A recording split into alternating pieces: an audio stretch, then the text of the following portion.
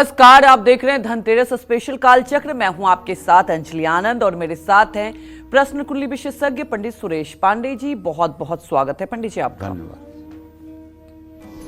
नौकरी पेशा है तो इस धनतेरस क्या खरीदे, कारोबारी हैं तो इस धनतेरस क्या खरीदे, गृहस्थ हैं तो इस धनतेरस क्या खरीदे, धनदायक कैसे बनेगा इस बार धनतेरस, जानने के लिए देखिए धनतेरस स्पेशल। जी हां, कल है धनतेरस और ऐसे में आज पंडित सुरेश पांडे जी आपको आपके प्रोफेशन के अनुसार धनतेरस पर उन चीजों के बारे में बताएंगे जिनकी खरीदारी करने से आपको कभी भी पैसों की कमी नहीं होगी, बैंक बैलेंस बढ़ता रहेगा और महालक्ष्मी की कृपा आप पर पूरे जीवन भर रहेगी। इसके अलावा आपको किस मुहूर्त में करनी है धनतेरस की पूजा और क्या है यम दीप दान का शुभ मुहूर्त, ये भी जानेंगे। तो इसलिए ध्यान से देखिए आज का स्पेशल कालचक्र धनतेरस के ऊपर। अगर आपका भी कोई सवाल है तो आप हमें फोन कर सकते हैं। हमारा नंबर है 0120-665-2415। तो चर्चा को आगे बढ़ाते हैं। कल धनतेरस है, ऐसे में किस मुहूर्त में करें धनतेरस की पूजा, किस मुहूर्त में करें धनतेरस पर दीपदान, क्या है धनतेरस की पूजा और दीपदान के शुभ मुहूर्त, सबसे पहले पंडित जी से ये जान लेते हैं।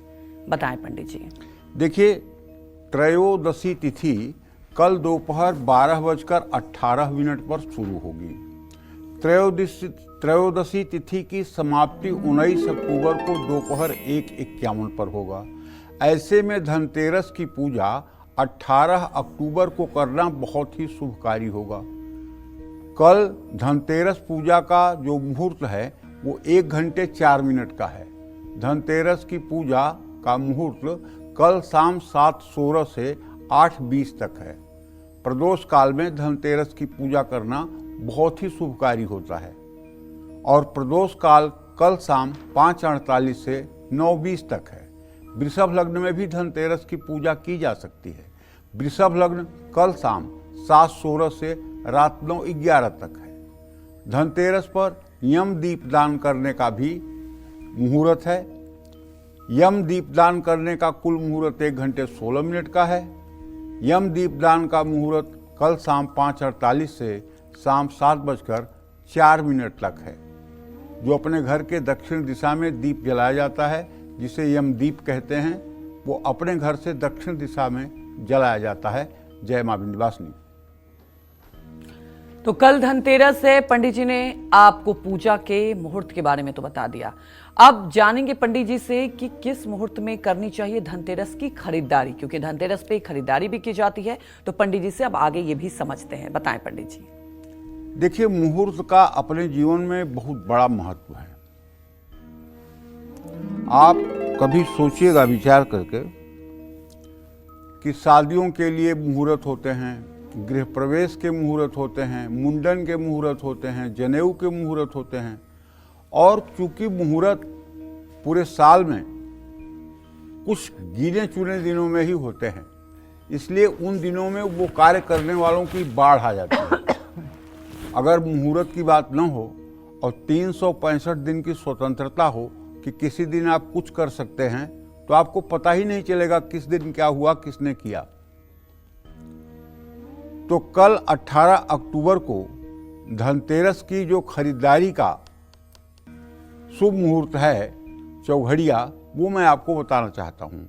कल सुबह 7:49 से सुबह 9:15 तक शुभ मुहूर्त है और कल रात 8:57 से रात 10:32 तक शुभ मुहूर्त है। दोपहर 12:06 से 1:32 तक चर मुहूर्त है और 1:32 से 2:57 तक लाभ मुहूर्त है। कल लाभ मुहूर्त शाम 5:48 से 7:23 तक भी है। अमृत मुहूर्त कल दोपहर 2:57 से 4:23 तक है। अभिजीत मुहूर्त दोपहर 11:43 से दोपहर 12:29 तक है और विजय मुहूर्त 2 बजे से दोपहर 2:46 तक है। गोधूली मुहूर्त कल शाम 5:48 से शाम 6:14 तक है। कल धनतेरस पर शनि प्रदोष व्रत भी है, इनमें से किसी भी शुभ मुहूर्त पर आप धनतेरस की खरीदारी कर सकते हैं। जय मां विंध्यवासिनी। तो चलिए अब अपनी चर्चा को आगे बढ़ाते हुए बात कर लेते हैं गृहस्थ लोगों की। गृहस्थ लोग इस धनतेरस पर क्या खरीदें, इस खरीदी चीज को घर में कहाँ रखें और क्या उपाय करें, आइए जान लेते हैं पंडित जी से। पंडित जी बताएं। कल यानी 18 अक्टूबर को धनतेरस है। धनतेरस पर गृहस्थ लोग धातु से बनी कोई भी चीज खरीद सकते हैं। पीतल और सोने से बनी कोई भी चीज गृहस्थ लोग खरीदेंगे तो माँ लक्ष्मी आपके घर इस बार जरूर पधारेंगी। धातु नहीं खरीदना चाहते हैं तो इलेक्ट्रॉनिक सामान भी खरीद सकते हैं। आप इस धनतेरस पर जो भी सामान खरीदें उसे अपने घर की पूर्व दिशा में कुछ समय के लिए जरूर रखें। जो भी सामान खरीदें उस पर पीला धागा लपेटकर श्री सूक्तम के पाठ जरूर करें। देखिए, एक बात बताना चाहूंगा आप लोगों को, धनतेरस का तात्पर्य यहाँ पैसे की तेरस नहीं है, ये धन्वंतरी जयंती है।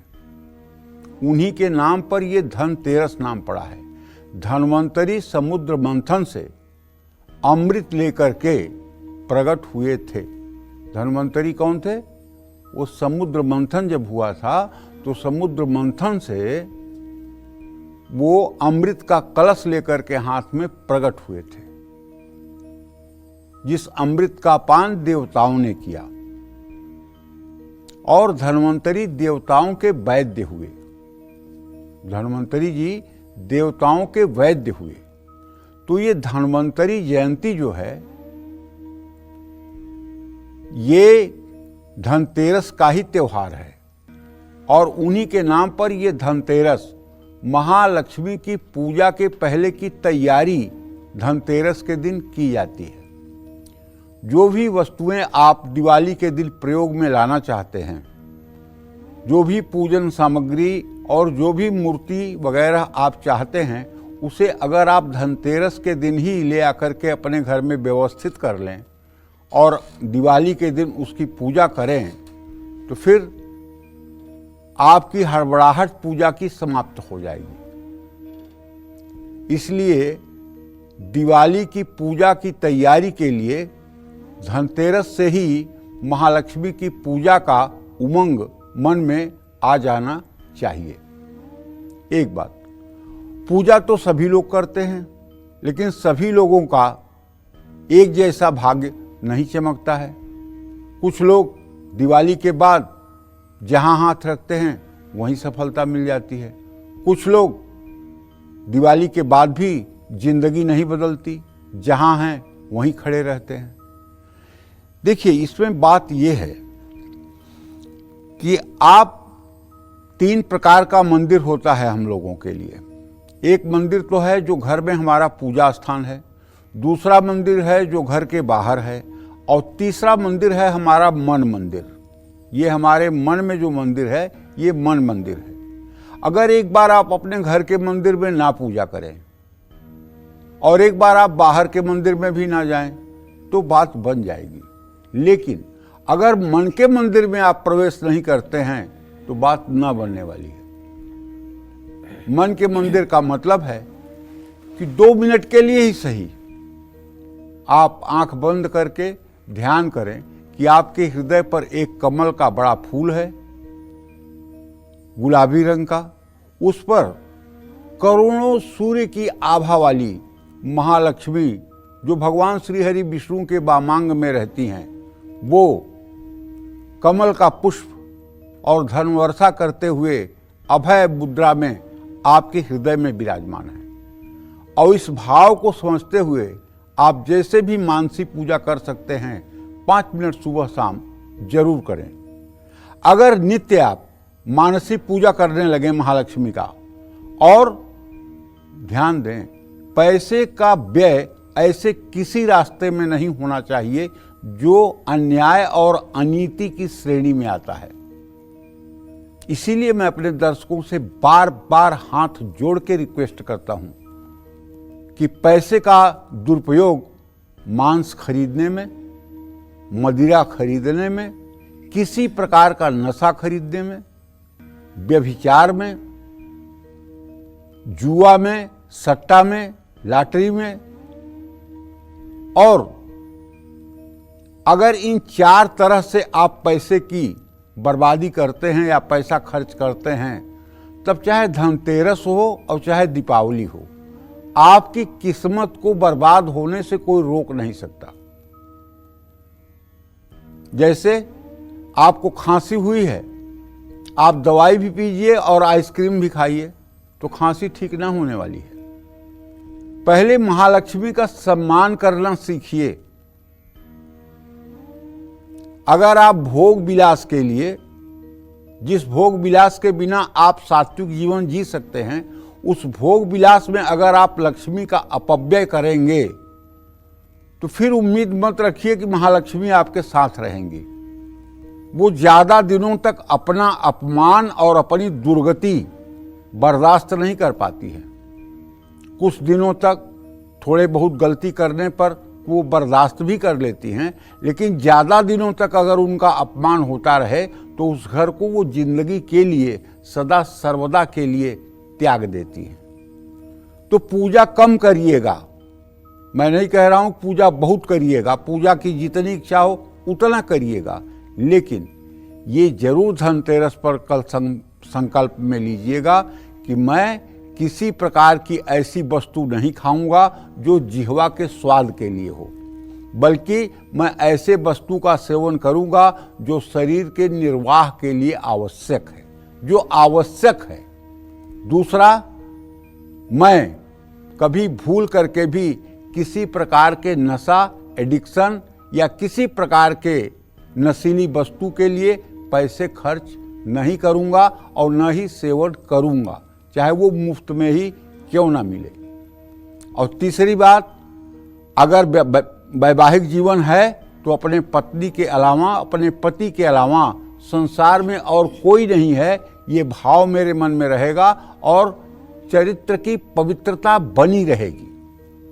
कहीं हम व्यभिचार करने के लिए पैसे का प्रयोग या किसी प्रकार का छल छिद्र का प्रयोग नहीं करेंगे और पैसे से हम जुआ, सट्टा, लॉटरी, इन सब चीज़ों से बिल्कुल बचेंगे। अगर आप इन 4 चीज़ों को अपने जीवन में उतार लें तो मैं दावे के साथ कहता हूं कि आप पैंट शर्ट पहने हुए भी महात्मा हैं, आप गृहस्थ में रहते हुए भी विरक्त हैं और मां महालक्ष्मी दयालु हैं, कृपालु हैं। जैसे आपकी मां जब आप 4 महीने के थे तो ठंडी के दिनों में आपको बिना कहे आपको स्वेटर पहना दी थी, उसी तरह से महालक्ष्मी हम लोगों की मां हैं। ये हमारी आवश्यकता को जानती हैं, ये हमारे लिए उचित अनुचित जानती हैं। हम कहें या ना कहें ये व्यवस्था कर ही देगी। अगर पैदा होने पर दूध की व्यवस्था वो ईश्वर माँ के पास कर देता है तो पैदा होने के इतने दिनों बाद उसने और सारी व्यवस्था नहीं की होगी। सोच के देखिए। और एक बात जान लीजिए, भगवान के बारे में जरा कभी सोचिए। ये अंगूठा 2.5 सेंटीमीटर से ऊपर का आखिरी परुआ नहीं होता है, कितना 2.5 सेंटीमीटर का, और इस विश्व की आबादी 800 करोड़ है इस समय। आप अपना अंगूठा अगर आधार कार्ड के लिए कहीं लगाएंगे तो आपका ही आधार कार्ड खुलेगा। ऐसा नहीं कि 100 लोगों का और नाम खुल के आ जाए कि आपके अंगूठे से 100 लोगों का अंगूठा और मेल कर रहा है। जरा सोच के देखिए कि 2.5 सेंटीमीटर में 8 करोड़ सैंपल बना दिया उन्होंने। 8 करोड़, 800 करोड़, मतलब कि 2.5 सेंटीमीटर में 800 करोड़ प्रकार के अंगूठे बना दिए। सोचिए उस भगवान के बारे में। कभी आपने सोचा इस विषय पे कि आप आधार कार्ड पे उंगली रखें तो आपको 10 आधार कार्ड खुल के आ जाए? या जो लोग राशन की दुकानों से जाकर के राशन लेते हैं उनका भी वहाँ अंगूठा लगवाया जाता है, तो आप अपना अंगूठा लगवाए तो गांव के 10 लोगों का और अंगूठा खुल के आ जाए। ऐसा कभी नहीं हुआ आज तक। ये भगवान का चमत्कार है। और मनुष्य क्या सोचता है? मनुष्य सोचता है भगवान कोई चीज नहीं है, ये सृष्टि स्त्री और पुरुष के संयोग से पैदा हुई है। ये सृष्टि जो है मनुष्य और स्त्री दोनों, स्त्री और पुरुष दोनों के संयोग से पैदा हुई है। ये भगवान कोई चीज नहीं होता। क्यों? गीता में भगवान ने खुद कहा है, प्रवृत्तिम च निवृत्तिम च जना न विदुरासुरा न शौचम न पिचाचारो सत्यम तेषु न विद्यते। जिनको ये पता ही नहीं है कि जीवन में प्रवृत्ति का मार्ग क्या है, निवृत्ति का मार्ग क्या है, हमें क्या करना चाहिए, ये प्रवृत्ति मार्ग है अगर इसका हमें ज्ञान हो, और हमें क्या नहीं करना चाहिए, ये निवृत्ति का मार्ग है शास्त्रों में।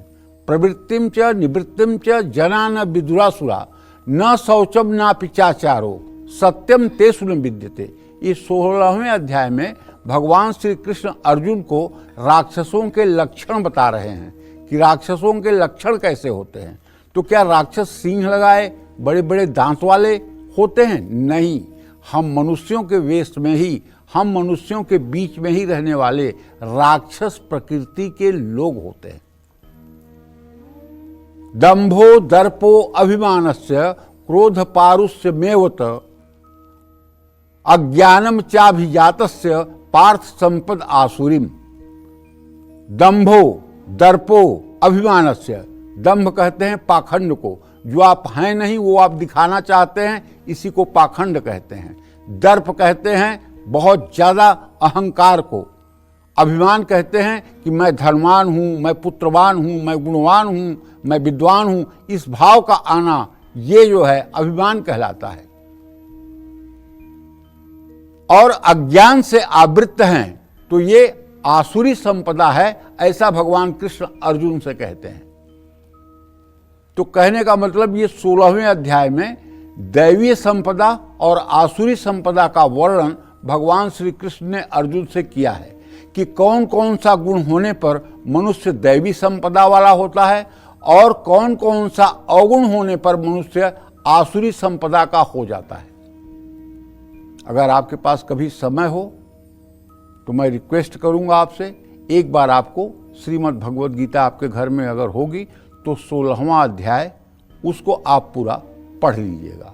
निश्चित रूप से आप भेद कर पाएंगे कि कौन आसुरी संपदा का व्यक्ति है और कौन दैवी संपदा का व्यक्ति है। दैवी संपदा के व्यक्तियों में 24 लक्षण पाए जाते हैं। अभयम सत्व संशुद्धि ज्ञान योग व्यवस्थिति दाना दमस्य यज्ञस्य स्वाध्याय तप आर्जवम अहिंसा सत्यम क्रोध शांति पैशुन्यमेव दया भूते स्वलोलुप्तम हीर मार्दव चरापलम तेज क्षमा धृति शौचो द्रोहो नातिमानिता भवेद संपदम दैवी अभिजातस्य भारत। ये 24 गुण जो है ये दैवी संपदा के मनुष्यों में पाए जाते हैं। और ये 24 गुण जिस भी व्यक्ति के अंदर हो, मैं दावे के साथ कह सकता हूँ, वो पूजा करता हो 2 घंटे या न करता हो, वो सम्माननीय है, आदरणीय है, पूजनीय है, वंदनीय है। तो इन 24 गुणों को आप देखें कि आपके अंदर इसमें से कौन कौन सा गुण है और कौन कौन सा गुण नहीं है। जय मां विंध्यवासिनी। तो इस धनतेरस कारोबारी क्या खरीदें, इस खरीदी हुई चीज को कहाँ रखें और क्या उपाय करें, ये जान लेते हैं पंडित जी से। बताएं पंडित जी। देखिए, कल अर्थात 18 अक्टूबर को धनतेरस है। धनतेरस पर कारोबारी तिजोरी, तराजू, बही खाता, कलम, लपेटने के लिए कपड़ा लाल या सफ़ेद रंग का, ज़्यादा अच्छा होगा कि लाल रंग का या नारंगी कलर का कपड़ा खरीदें तो मंगलकारी होगा। व्यवसायी धनतेरस पर जो भी खरीद कर लाएं उसमें लक्ष्मी गणेश की पूजा के बाद अपने कार्य क्षेत्र के उत्तर पूर्व दिशा में कुछ समय के लिए स्थापित करें। कनकधारा स्त्रोत का पाठ कार्य क्षेत्र में करें। जानते हैं, मैं आपको अनुभव बता रहा हूं। कथा तो ये है कि 7 साल की उम्र थी आद्य जगत गुरु शंकराचार्य की और उन्हें बहुत तेजी से भूख लगी थी। तो एक नदी के किनारे एक बुढ़िया की झोपड़ी थी, वहां गए। बुढ़िया से बोले, माँ मुझे कुछ खाने के लिए दे। तो बुढ़िया ने कहा, बेटा मेरे पास तो कुछ नहीं है, एक यही आंवले का फल है, तू खाना चाहे तो खा ले। तो आंवले का फल उस बूढ़ी माँ ने आद्य जगत गुरु शंकराचार्य को दिया और उन्होंने वो आंवला खा लिया। उसके बाद उन्होंने देखा कि बूढ़ी माँ इतने बड़े पवित्र हृदय की है और इसके घर में इतना बड़ा अभाव है कि खाने के लिए रोटी नहीं है। तो उन्होंने वहीं पर 7 वर्ष की उम्र में कनकधारा स्तोत्र की रचना की और कनकधारा स्तोत्र का उन्होंने पाठ किया। उसके प्रभाव से महालक्ष्मी प्रसन्न होकर के सोने के आंवले की 24 घंटे बरसात करवा दी और पूरा बुढ़िया का जितना घर था, आश्रम था, वो सब सोने के आंवले से भर गया। बूढ़ी माँ ने जब शंकराचार्य से प्रार्थना की तो उन्होंने माँ महालक्ष्मी से प्रार्थना करके स्वर्ण वर्षा बंद करवाई। कहने का आशय ये है कि आज भी इस कलिकाल में मैं पूरे जिम्मेदारी के साथ कह रहा हूं, अगर कोई कुमारी कन्या आपके घर में कनकधारा स्तोत्र का सुबह शाम एक बार पाठ करे तो उसके 3 साल पाठ करने के बाद आपके खानदान से जिंदगी भर के लिए दरिद्रता गायब हो जाएगी। और यदि कोई सुहागन महिला कनकधारा स्तोत्र का सुबह शाम 3 वर्षों तक पाठ करे तो उसके घर में धन वैभव की कभी कमी नहीं होगी। और कनकधारा स्तोत्र का पाठ हड़बड़ी में कभी नहीं करना चाहिए। हर समय कनकधारा स्तोत्र भाव विभोर होकर करना चाहिए। ज्यादा से ज्यादा 3 से 4 मिनट का समय लगता है। कैसे करना चाहिए, उदाहरण के लिए 2-4 श्लोक मैं आपको बताता हूं।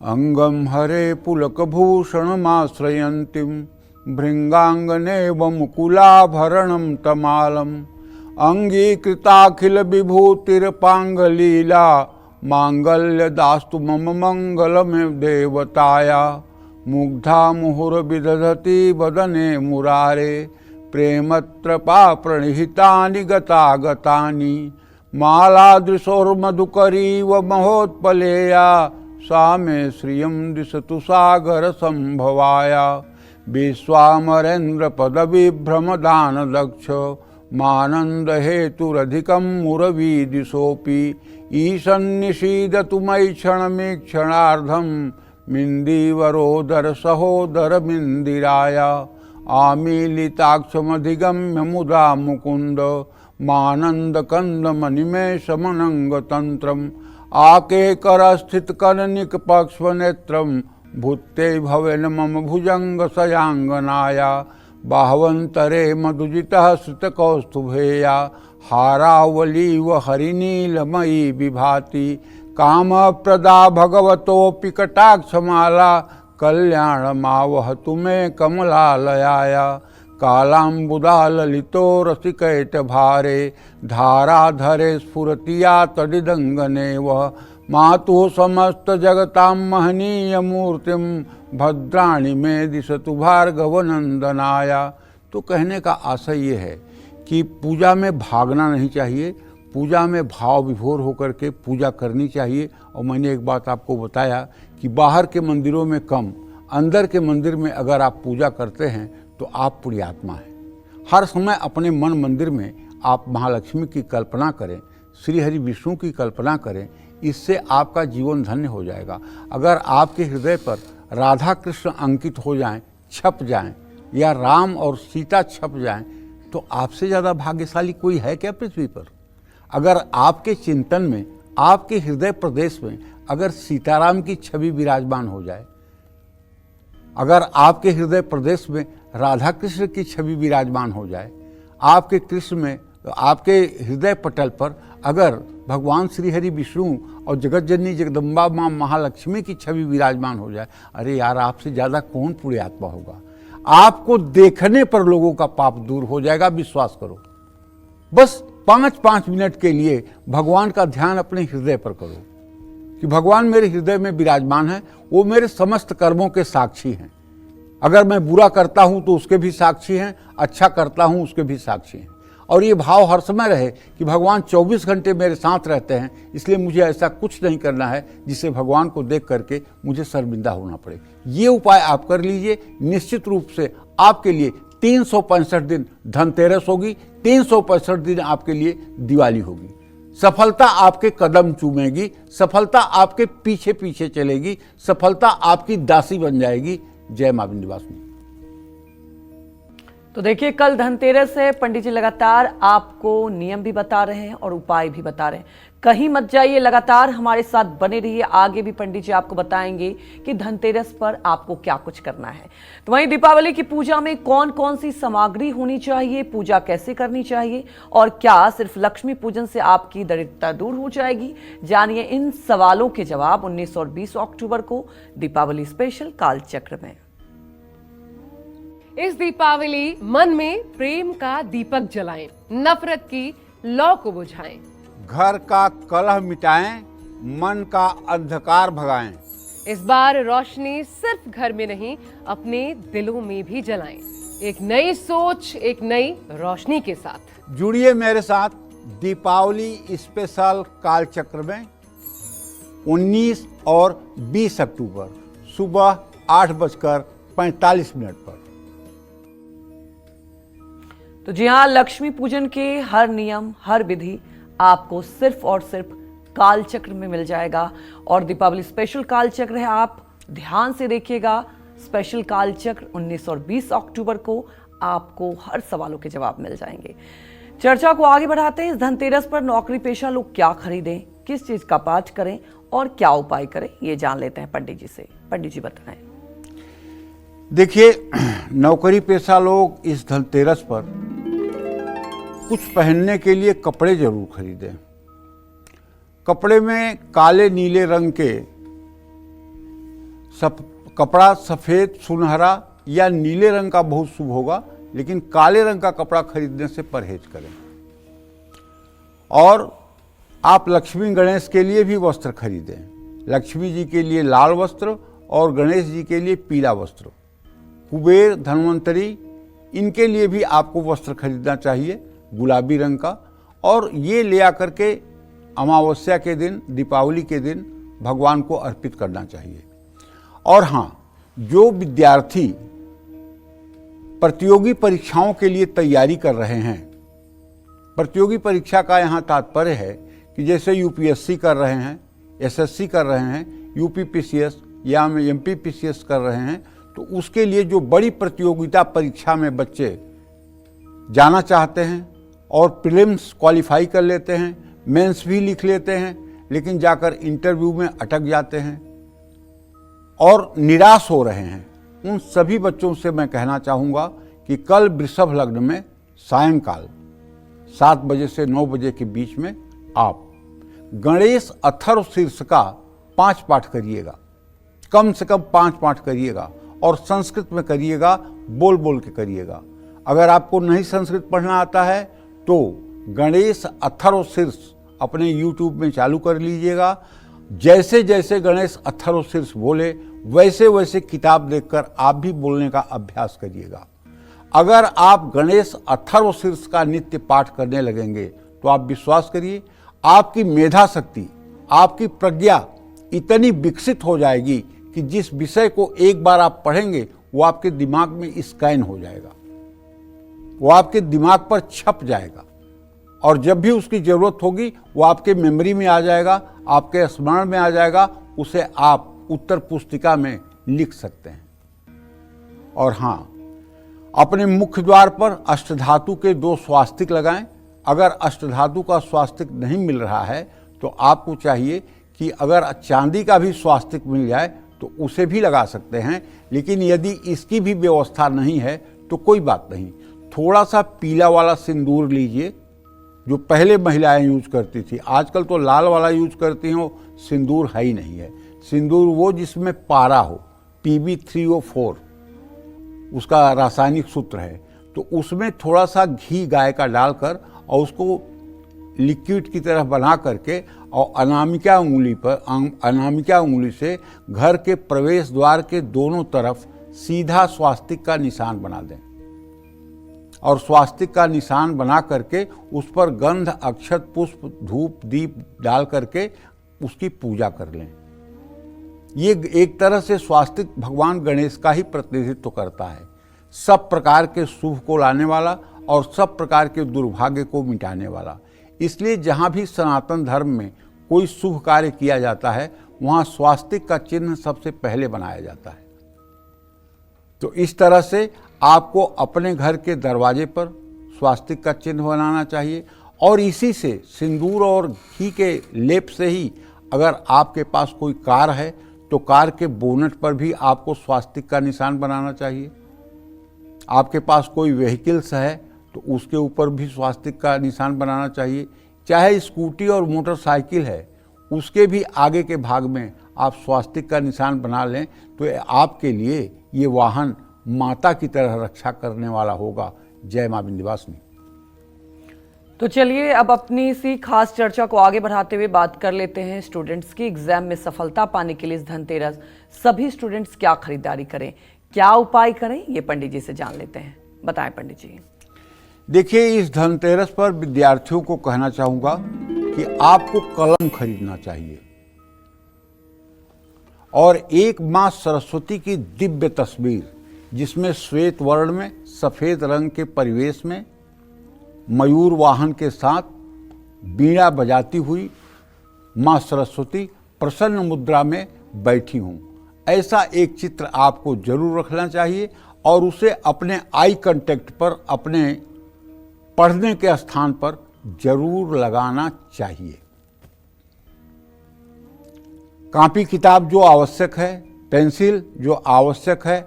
और हाँ, देखिए, पढ़ने से कभी कभी मन बहुत थक जाता है और जब मन बहुत थक जाए तो ऐसे में आपको अपने धर्म ग्रंथों का अध्ययन करना चाहिए, न कि मोबाइल में रील और यूट्यूब देखना चाहिए।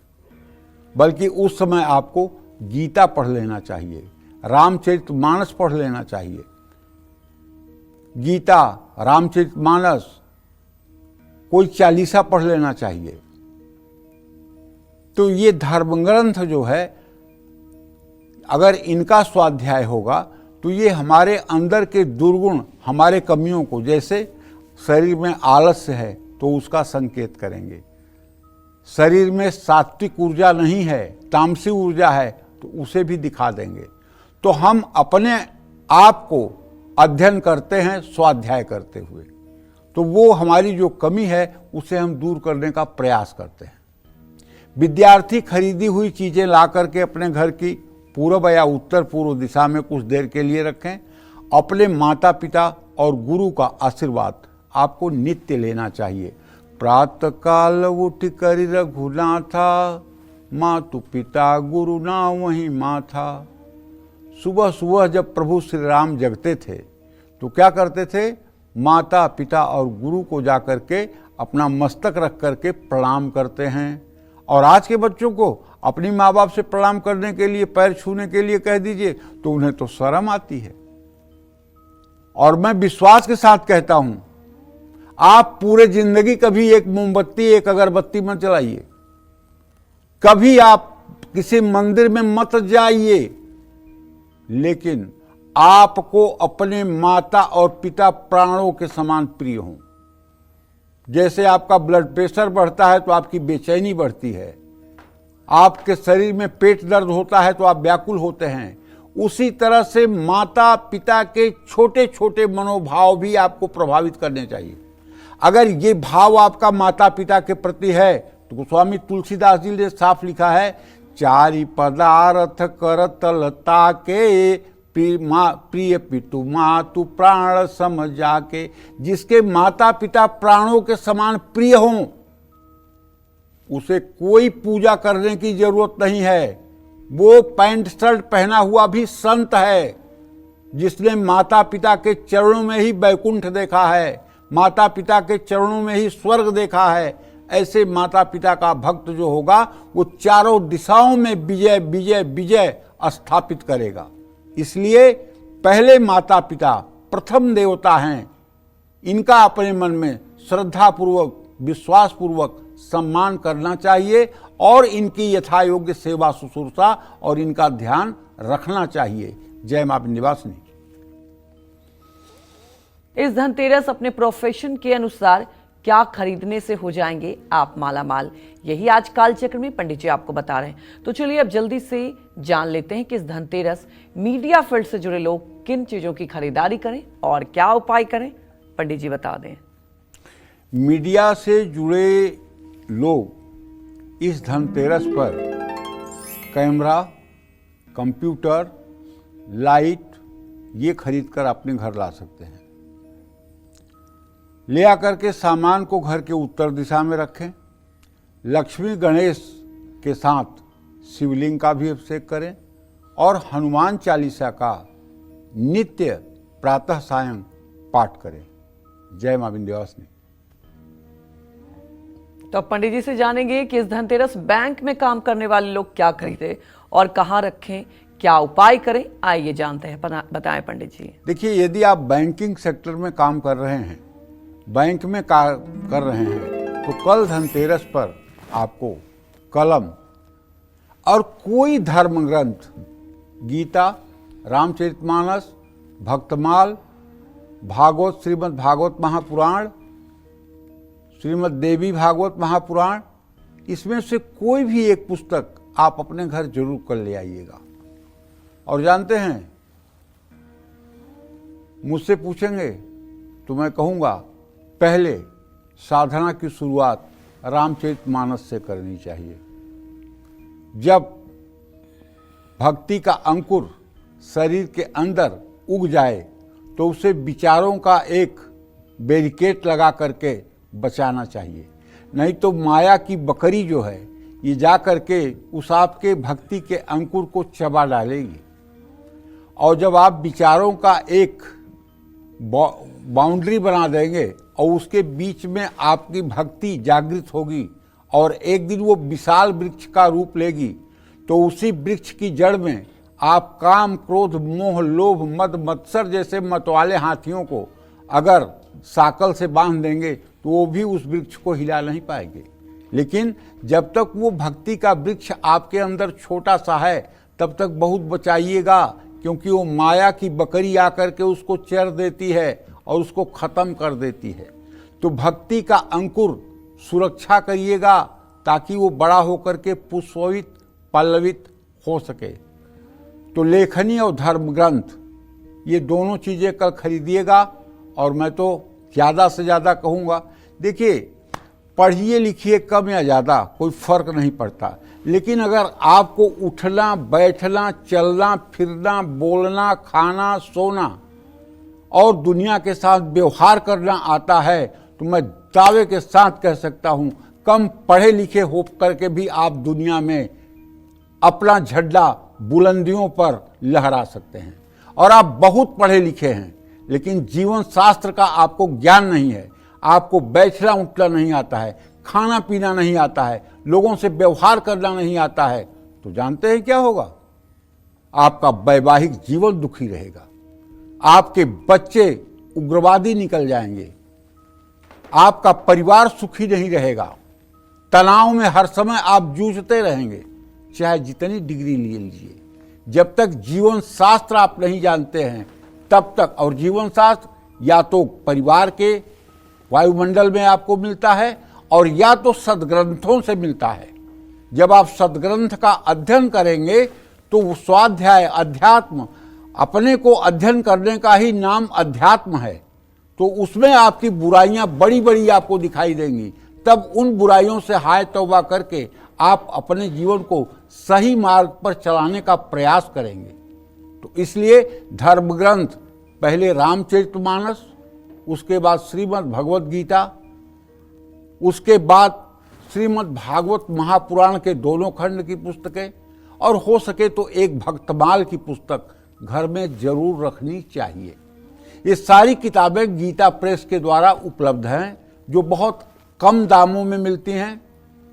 उन्हें आपको खरीदना चाहिए और अपने घर में ले आकर के सम्मान के साथ रखना चाहिए, और उनका जब भी आपको समय मिले तो पढ़ना चाहिए। हर सामान पर हल्दी और केसर का तिलक या स्वास्तिक का चिन्ह बनाना चाहिए अनामिका उंगली से, और घर की उत्तर पूर्व दिशा में इन धार्मिक पुस्तकों को रखना चाहिए। श्री सूक्तम और विष्णु सहस्रनामावली का पाठ करना चाहिए। ये पाठ आपको नित्य अपने दिनचर्या में बना लेना चाहिए। जय मां विंध्यवासिनी। तो इस धनतेरस डॉक्टर और मेडिकल प्रोफेशन से जुड़े लोग क्या खरीदें, इस खरीदी हुई चीज को कहाँ रखें और क्या उपाय करें, पंडित जी से जानते हैं। बताएं पंडित जी। देखिए, मेडिकल के फील्ड में जो लोग हैं वो तो साक्षात एक तरह से भगवान ही मानो। डॉक्टर एक तरह से भगवान ही होता है अगर डॉक्टर अपने को डॉक्टर माने। क्यों? डॉक्टर का काम जो है एक प्रोफेशन नहीं है, ये एक मिशन है, प्रोफेशन नहीं है, ये पेशा नहीं है, ये साधना है। और हर व्यक्ति में ईश्वर होता है, इसलिए डॉक्टर हर व्यक्ति के इलाज में साधना का ही भाव रखना चाहिए। व्यवसाय का भाव अगर आपने रख लिया तो ना आप यशस्वी हो पाएंगे, ना आपके यश कीर्ति का विस्तार हो पाएगा। क्योंकि जब तक प्रभु की कृपा नहीं होती है तब तक किसी को यश नहीं मिलता। मैं नाम नहीं बताऊंगा, लेकिन एक एक डॉक्टर के नाम से एक बड़े बड़े संस्थान चल रहे हैं, जहां एक डॉक्टर का नाम पूरे हिंदुस्तान के अंदर जाना जाता है और उसके नाम पर इतना बड़ा हॉस्पिटल चलता है कि उसमें खच्चर, घोड़े, गधे सब दौड़ रहे हैं एक नाम पर, और पूरे इंडिया से उस जगह लोग अपना इलाज करवाने आते हैं। इसी तरह से अगर आप अपना साधनामय डॉक्टर होते हुए यदि आप साधनामय इस कार्य को अपनी साधना समझ लें और इससे पारिश्रमिक के रूप में मिला हुआ धन जो है उसे आप भगवान का प्रसाद मान लें, मैं दावे के साथ कहता हूं आपके यश कीर्ति का कोई मुकाबला नहीं कर पाएगा। आपके यश के सामने कोई अंधकार टिक नहीं पाएगा, बशर्ते आप अपनी व्यावसायिक प्रवृत्ति का त्याग करें कि हमें इस पेशेंट से इतना टारगेट मिला हुआ है हॉस्पिटल से कि इस महीने में आपको इतनी MRI करवाना है, इतना CT स्कैन करवाना है, इतना अल्ट्रासाउंड करवाना। अरे ये सब बंद करो। भगवान देख रहा है, जो दुखी व्यक्ति आपके पास आता है और दुखिया ही आपके पास आता है। दुखिया को न सताइए, दुखिया देगा रोए, जब उसका मुखिया सुने तो तेरी क्या गति होए।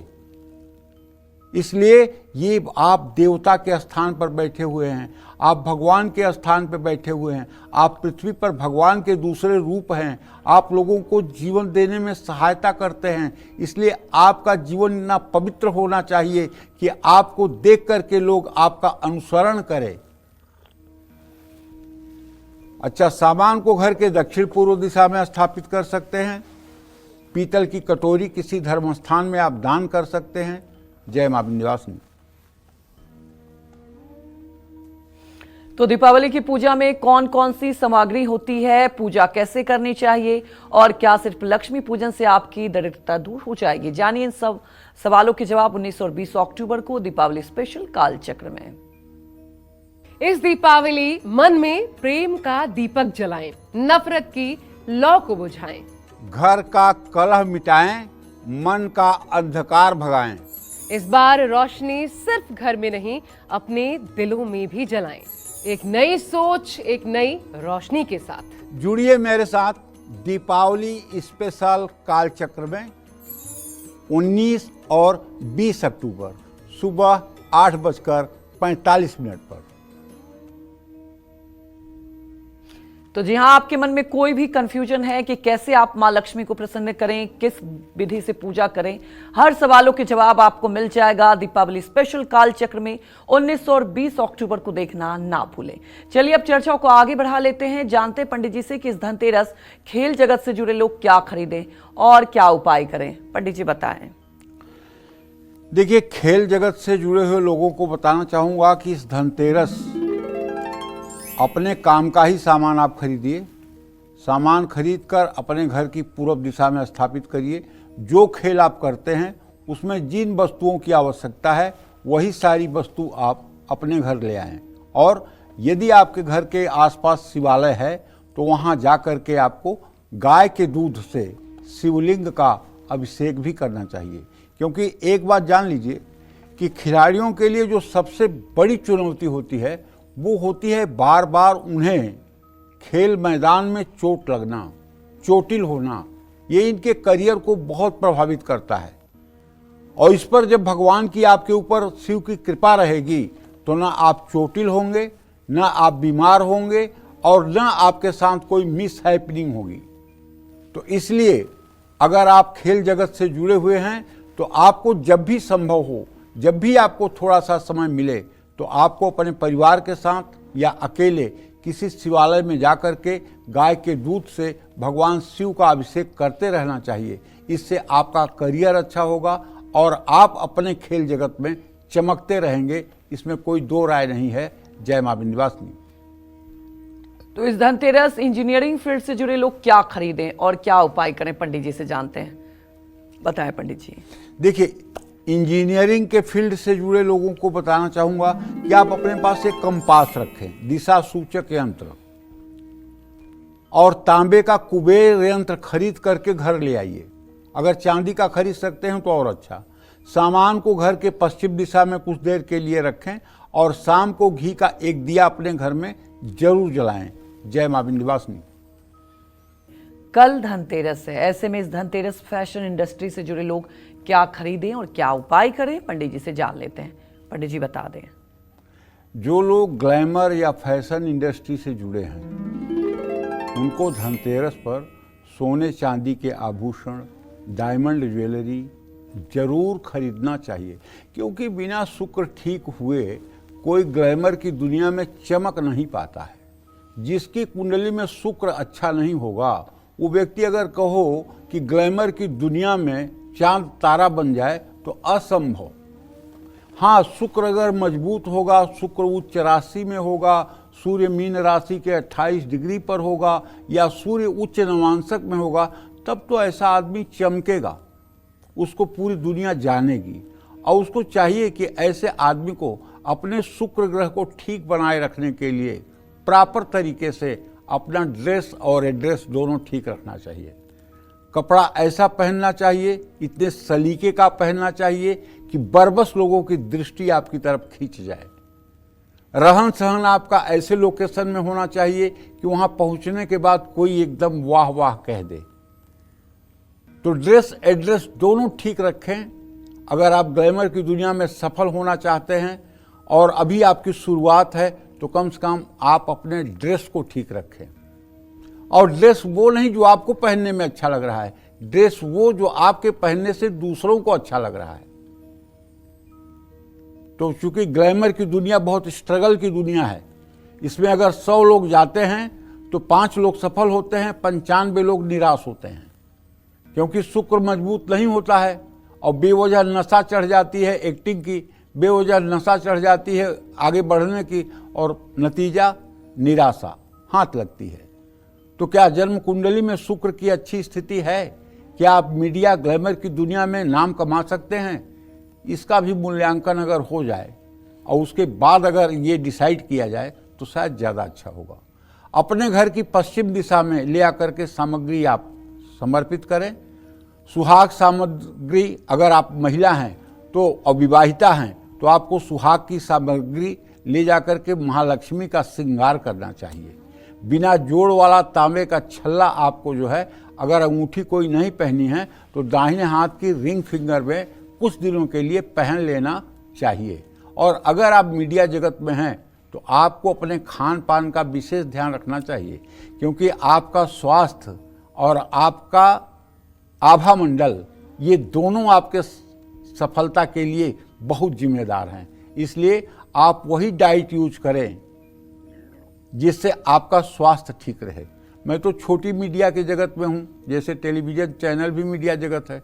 यहाँ देखते हैं एंकर्स जब डिलीवरी के बाद आती हैं तो कितनी मोटी रहती हैं और 20 दिन के बाद देखते हैं तो एकदम पतली पतली हो जाती हैं। क्या चमत्कार होता है?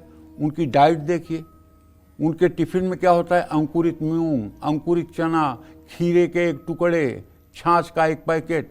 ना वो कभी पराठा, पूड़ी, हलवा ये सब नहीं ठूसती हैं, इसलिए वो अपने फिगर को मेंटेन करके रखती हैं। तो भाई अगर आप भी ग्लैमर की दुनिया में सफल होना चाहते हैं तो कुछ तो त्याग करना पड़ेगा। ये इतना आसान नहीं, देखने में बड़ा मजा देता है कि अरे ये तो ऐसा कर रहे हैं, लेकिन बड़ी तपस्या की बात है। 50-50 साल की इस समय मीडिया में काम करने वाली लड़कियां हैं जो देखने में लगता है कि जैसे 25 साल की हैं, 30 साल की हैं। क्यों? उनकी डाइट कंट्रोल है, वो इतना एक्सरसाइज करती हैं, इतना व्यायाम करती हैं, इतना तौर तरीके से रहती हैं, अपने मन को, अपने जीभ के स्वाद को रोकती हैं, लेकिन वो संतुलित आहार लेती हैं, इसलिए वो सफल हैं। जय मां विंध्यवासिनी। तो दीपावली की पूजा में कौन कौन सी सामग्री होती है और पूजा कैसे करनी चाहिए? क्या सिर्फ लक्ष्मी पूजन से आपकी दरिद्रता दूर हो जाएगी? जानिए इन सवालों के जवाब 19 और 20 अक्टूबर को दीपावली स्पेशल कालचक्र में। इस दीपावली मन में प्रेम का दीपक जलाएं, नफरत की लौ को बुझाएं। घर का कलह मिटाएं, मन का अंधकार भगाएं। इस बार रोशनी सिर्फ घर में नहीं, अपने दिलों में भी जलाएं। एक नई सोच, एक नई रोशनी के साथ जुड़िए मेरे साथ दीपावली स्पेशल कालचक्र में 19 और 20 अक्टूबर सुबह 8:45 पर। जी हाँ, मां लक्ष्मी की पूजा कैसे करें, किस विधि से करें, आप 19 और 20 अक्टूबर को दीपावली स्पेशल कालचक्र देखें पंडित सुरेश पांडे जी के साथ, सिर्फ और सिर्फ न्यूज़ 24 पर आपको हर सवालों के जवाब मिल जाएंगे। चलिए अब चर्चा को आगे बढ़ा लेते हैं। इस धनतेरस पर सेना से जुड़े लोग और बाकी प्रोफेशन से जुड़े लोग क्या खरीदें और क्या उपाय करें, पंडित जी से जानते हैं। बताएं पंडित जी। सेना और बाकी प्रोफेशन से जुड़े हुए लोगों को बताना चाहूँगा, देखो ये सैनिक जो है हमारे देश के सच्चे हीरो हैं। हीरो वो नहीं जो फिल्मों में दिखते हैं, हीरो ये हैं जो 3000 फीट की ऊंचाई पर, 4000 फीट की ऊंचाई पर बर्फ में हमें रक्षा दे रहे हैं, हमारी रक्षा कर रहे हैं। मेरे असली हीरो ये हैं। तो सेना और बाकी प्रोफेशन से जुड़े लोग जो लोग हैं उन्हें धनतेरस पर लक्ष्मी गणेश की प्रतिमा, धातु का सामान, स्फटिक का श्रीयंत्र, झाड़ू, कौड़ियाँ, ये सब चीज़ें खरीदना चाहिए। अगर महंगा सामान नहीं खरीद सकते हैं तो बर्तन खरीद लें। एक बर्तन में गंगा जल भरकर अपने पूजा घर में स्थापित कर दें। लेकिन हर देशवासी नागरिक को कहना चाहता हूँ, जहाँ भी जाने अनजाने में कोई सेना का व्यक्ति आपको मिले, उसके साथ हर समय बहुत ही रिस्पेक्टफुल और बहुत ही अच्छा बर्ताव करने की कोशिश करिएगा। कभी सेना वालों को धन के माध्यम से तौलने की कोशिश मत कीजिएगा। कभी सैनिकों का अपमान आम आदमी समझकर मत करिएगा, क्योंकि ये बहादुर अपने जीवन की आहुति देने के लिए, हमारे आपके सुख के लिए बॉर्डर पर खड़े होकर के अपने जीवन को न्यौछावर करने के लिए खड़े रहते हैं। ये वंदनीय हैं, आदरणीय हैं, पूजनीय हैं। इसलिए ये जहाँ भी मिले इनका रिस्पेक्ट होना चाहिए। अगर सही मामले में आप मानव हैं तो हर सैनिक के लिए आपके मन में एक आदर होना चाहिए। उन्हें धन से या उनकी उपलब्धियों से उन्हें जज ना करें। जय मां विंध्यवासिनी। चलिए अब पंडित जी से जानते हैं धनतेरस के दिन किन चीजों का दान करके आप पर होगी मां लक्ष्मी की असीम कृपा और बढ़ेगी सुख संपत्ति और समृद्धि। ये पंडित जी से जान लेते हैं। पंडित जी बताएं। देखिए, धनतेरस पर सिर्फ खरीदारी ही नहीं बल्कि दान का भी अपना एक विशेष महत्व है। और दान का तो सतयुग से लेकर के कलयुग तक महत्व ही महत्व है। इस देश में तो शरीर दान करने का महत्व है, कवच कुंडल दान करने का इतिहास है इस देश का। दधीची जी ने अपनी हड्डियों को जीते जी समाधि लेकर अपने शरीर की हड्डियों को दान दे दिया था। उस हड्डियों से वज्र बना था जिससे वृत्तासुर का संहार हुआ था। तो कहने का मतलब हमारा सनातन धर्म दान के विषय में, राजा शिवी ने कबूतर के बदले अपने पूरे शरीर का एक एक अंग काट करके मांस का टुकड़ा, अपने शरीर के मांस का टुकड़ा तराजू पर रख दिया था। अरे यार, हरिश्चंद्र चक्रवर्ती सम्राट होते हुए दान करने के महत्व को जाकर के वो काशी के घाट पर, मणिकर्णिका घाट पर डोम के यहाँ बिक गए। तो कहने का आशय ये है कि भारत का दान के मामले में तो बहुत बड़ा इतिहास है और दान करने का अपने आप में महत्व है। दान करने से आप पर लक्ष्मी की कृपा होगी और धनतेरस के दिन चांदी दान करने से व्यक्ति को सफलता और बड़ा लाभ मिलता है, लेकिन उसमें लक्ष्मी गणेश ना बने हों। धनतेरस के दिन जरूरतमंद को कपड़े दान करने से व्यक्ति का मान सम्मान बढ़ता है। धनतेरस के दिन जरूरतमंद व्यक्ति को अन्न दान करने से धन की देवी माँ लक्ष्मी और माँ अन्नपूर्णा प्रसन्न होती हैं। धनतेरस के दिन घी का दान करने से व्यक्ति को सुख, संपदा, समृद्धि और खुशहाली मिलती है। धनतेरस के दिन झाड़ू दान करने से आपको कभी भी पैसों की कमी नहीं होगी। जय माँ विंध्यवासिनी।